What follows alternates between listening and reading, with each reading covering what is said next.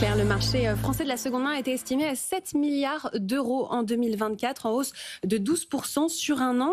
Pourquoi c'est devenu aussi incontournable pour les marques de mode, particulièrement, et les enseignes de distribution? Alors, c'est devenu incontournable parce que la demande est croissante, la demande est là. Aujourd'hui, d'après une étude Illigo de 2024, il y a 78% des Français qui déclarent avoir acheté en seconde main. Et effectivement, 75% déclarent même avoir déjà vendu en seconde main. Donc, on se rend compte que le marché est là. Donc, massivement, effectivement, les enseignes de mode s'y mettent. On peut citer Kiabi, on peut citer H&M, on peut citer Le Printemps et récemment Bash. Donc, on a envie d'intégrer dans notre expérience boutique un corner dédié effectivement à la seconde main.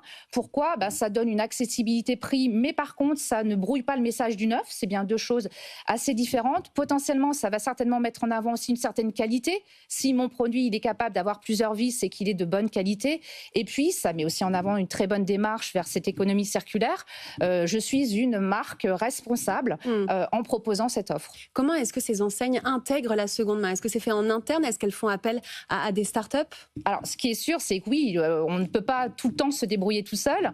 On l'a évoqué, il y a le côté approvisionnement, il y a éventuellement le côté remise en état avant d'imaginer son circuit de vente. Donc, il y a deux écoles. Il y a les écoles qui, effectivement, essayent de se débrouiller dans le circuit interne de l'enseigne. Et puis, il y a des écoles, je pourrais citer aujourd'hui Patagonia qui travaille avec Trove ou bien Lacoste qui travaille avec Foam, qui, eux, ont préféré se faire aider et quelquefois même revendre via une autre plateforme.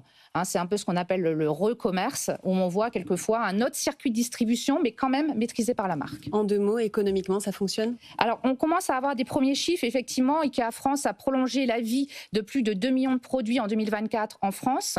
Kiabi revendique déjà plus de 2 millions de pièces vendues via sa plateforme de seconde main. Donc, on commence effectivement à avoir des chiffres significatifs. Ce qu'il faut aussi comprendre, c'est vraiment ce cercle vertueux pour un retailer. Je vais faire venir le consommateur pour qu'il me dépose son produit, potentiellement avec peut-être une promesse de cashback, une promesse d'un bon d'achat. Il va lui-même redépenser à ma marque. Et moi-même, je vais faire revenir un deuxième consommateur qui va acheter le produit de la seconde main.